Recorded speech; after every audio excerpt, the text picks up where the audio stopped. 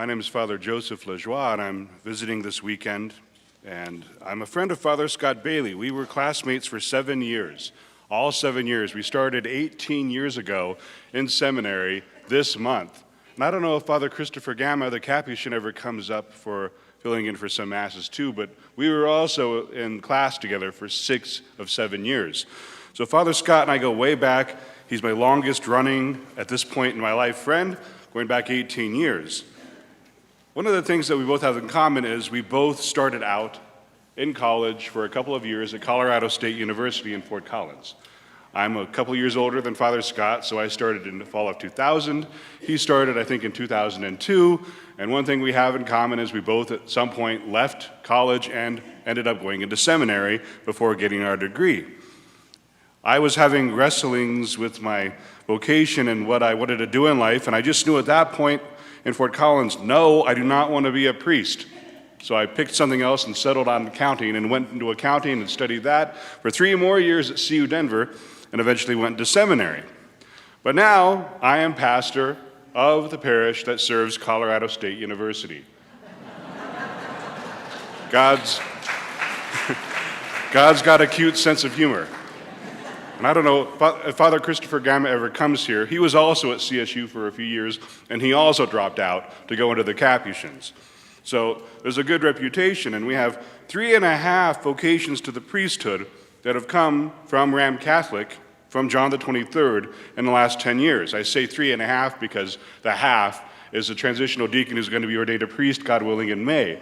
So over the last 10 years, we have had 4 young men ordained from the efforts of St. John the 23rd and Ram Catholic. And we just had 2 men from Ram Catholic start seminary this semester. So I'm going to talk just a little bit about that later on. Father Scott and I go way back, and he has a lot of stories on me, and I have a lot of stories on him. But he's a good man, and all of his stories are good, and he has dirt on me. So I'll just keep that quiet lest he gets back at that. He also has a gift for being very concise with his homilies, which is a great gift of his. So I'm going to try not to go too long, but at this point I'm already halfway through a Father Scott-length homily. Do you remember what it was like being a little kid and going out on a walk and you look in the ground and you find a shiny quarter, even a nickel for goodness sakes, and how great it felt to find free money laying on the ground? And how you snatched that up and you felt like a rich man. When you have $3.27 to your name, when you find a quarter, you suddenly start feeling the beginnings of feeling independently wealthy. But then when you get older, maybe if you're lucky, every now and again, once a year or every 2 years, maybe you'll find a $5 or $10 bill. And not in someone else's purse, or not one that fell out of someone's pocket that you have to give back to them, but it's unaccounted for and it's totally yours. You're like, ooh, $5. But as you bend down, oh, my back. I need to buy Advil. Not like this is going to cover it. You're still excited that you found something, but it means a lot less. When you have a lot less, whatever you are able to receive, especially when it's so gratuitous and free, is a greater blessing. The more impoverished you are in a certain way, that when you receive something that accounts and balances out your poverty, the greater a blessing is felt and received. There are many poverties that we might have, not limited to financial poverties, spiritual poverties, maybe in some ways a social poverty, a moral poverty in our life, a poverty of opportunity. Frankly, being human is always going to have us face something where we don't have everything that we need or think that we need. We're always going to run into a limit. In St. Paul's second letter to the Corinthians, Paul writes about Jesus that though he was rich, yet for your sake Jesus became poor, so that by his poverty you might become rich. There's a different meaning, though, for wealth and poverty here that Paul's talking about, and it's not money. One of the hidden parts of the Mass is that when the deacon or the priest is preparing the altar at the offertory, he will put a small drop of water into the chalices of wine. And that symbolizes by the prayer that's said, and I always forget this when I'm not in the moment, by the mystery of this water and wine, may we come to share in the divinity of Christ, who humbled himself to share in our humanity. So the rich that Paul is referring to here is the divine nature of God, and the poverty is human nature. So again, though Jesus was rich, though he was God, yet for your sake he also became poor, he became man. So that by this incarnation, by his taking on humanity onto himself, you might become rich, meaning by this bridge, you might one day become like God, by Jesus who shared in our humanity. As Jesus is coming to this man who is deaf and has a speech impediment, this man has obvious identifiable poverties. Because it is written that this man had a speech impediment, that implies obviously that he was born with hearing and learned to speak. I'm thinking even one of my parishioners who is a year-round permanent parishioner at St. John the 23rd who can speak, but she's deaf. So no sign has to sign to her, but she can read lips too. But she can speak. But when you lose your hearing, and though I'm not becoming deaf, I am losing my hearing progressively, you begin to hear less, and sometimes you begin to speak less clearly. So this man that's brought to Jesus, at one point was able to speak, and he lost his hearing entirely. Obvious impoverishment there. And this was such an important moment for the apostles who witnessed this. And since this is St. Mark's gospel, St. Mark got all of this information, especially from St. Peter. So this was a moment that struck deep to St. Peter's heart, and that they recorded the original Aramaic, the common language that Jesus and Mary and the apostles spoke, with the word Ephphatha. When we have a baptism, there is still a rite called the Ephphatha rite, when, especially for an infant in this case, the mouth and the ears are blessed with the sign of the cross. This was such an impactful moment that they retained the original word that Jesus used, which means be opened. And immediately his ears were opened. And even though Jesus is trying not to cause a distraction and to cause a fuss around him because it'll inhibit the work he's able to do for others, he orders him and everyone there who brought him to tell no one, but they can't contain it.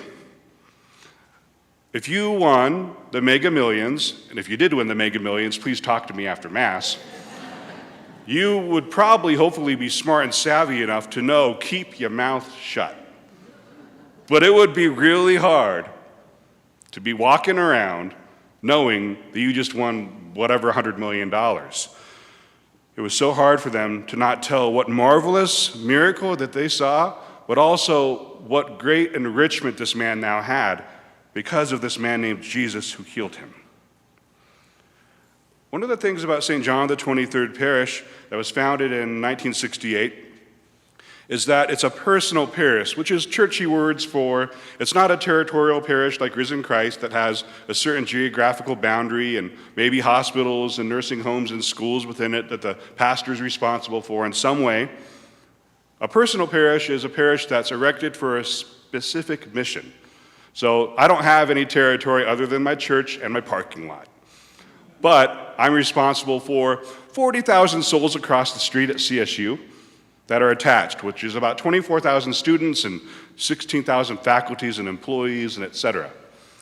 And there are some people there at the school who are also part of our year-round parishioners, including Coach Jay Norvell, the coach of the CSU Rams, who is a frequent and fervent Mass goer.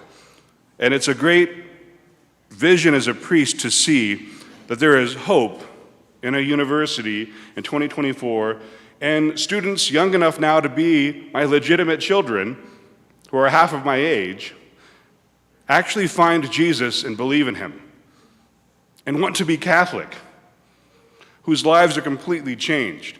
If I started going into the stories of those young people who had a miraculous conversion in just 2 years since I've been there, we're going to be here a long time. Well, needless to say, the Lord has given me the great gift of being able, like Peter seeing this moment with this man who went deaf, who had the speech impediment, the Lord has given me the grace to be a part of and or to witness and see young people coming to life again in Christ.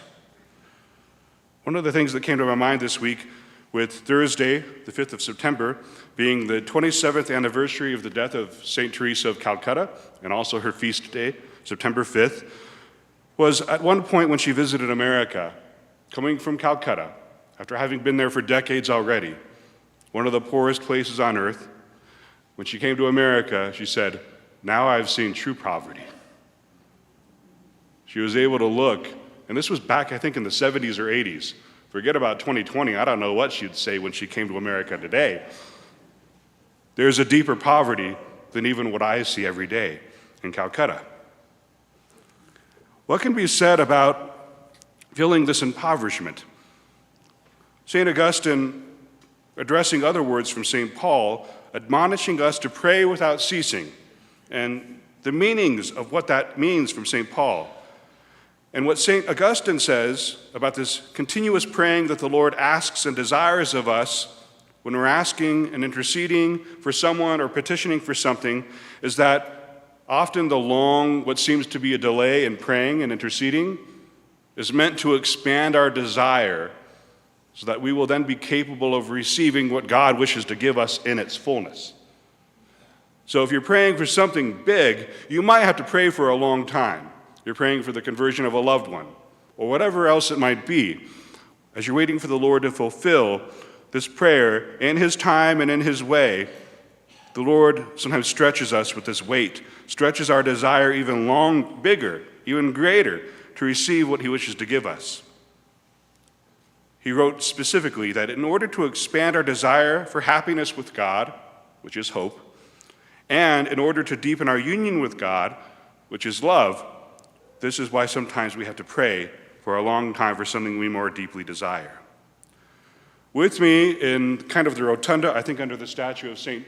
Paul out there, but near the statue of the Holy Family, is Laura Torres, who's been at my parish working in the development department for about 13 or 14 years. So she's the longest running employee.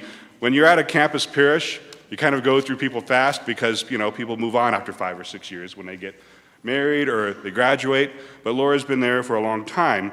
And what I'm here for this weekend is to simply ask you, and I know that this is poor timing with building a new church and being in a gym, but we're coming here taking a second collection for Ram Catholic. When money is donated to Ram Catholic specifically instead of St. John the 23rd, the Archdiocese has it set up that anything donated to Ram Catholic is left entirely at the parish for the service of campus ministry. So the second collection today will be for that.